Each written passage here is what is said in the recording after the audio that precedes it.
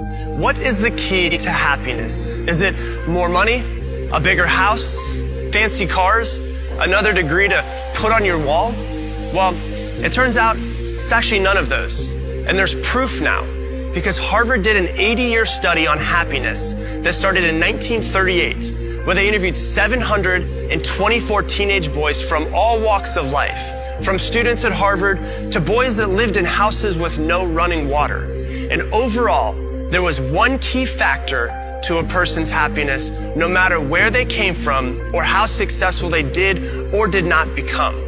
And over the course of 80 years, Harvard found out that the number one thing that mattered the most to an overall happiness that a person had was this: the quality of their relationships. Now, this is not how many friends they had on Facebook or how many people they had stored inside of their cell phones. Quality and the depth of their closest relationships. And they started this study when these men were in their late teens and kept it going all the way until their deaths, interviewing them every 2 years. And they sat down in their living rooms. They got their medical records. They talked to their doctors. They did brain scans. They interviewed their wives, their children, and over 2,000 of their grandchildren over the course of the years.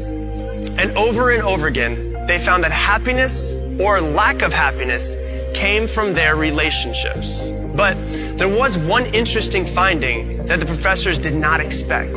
The Harvard professors learned that the happiest people in the study were not only deeply connected with friends and family and their community, but they actually lived longer than those that were not. And they realized that social connections keep us healthier. And loneliness is toxic. Loneliness kills. In fact, 70 different studies across the world with 3.4 million participants found out that social isolation and loneliness are linked to premature death. And they found that the men that had the greatest levels of satisfaction in their relationship when they were 50 years old were the healthiest. And the ones that had the lowest levels of satisfaction in their relationships at 50, they didn't even make it to their 80s. So, what can we learn from these men over this 80-year study?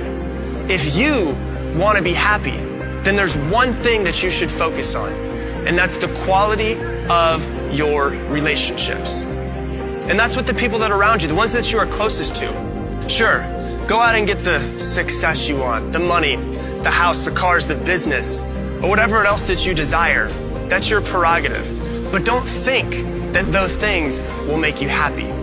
Don't think that they'll fill a hole that you feel inside of you.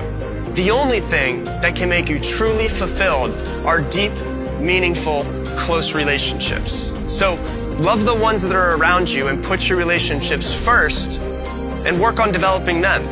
And the success, the money, the fulfillment, the health, and the happiness will naturally make their way into your life.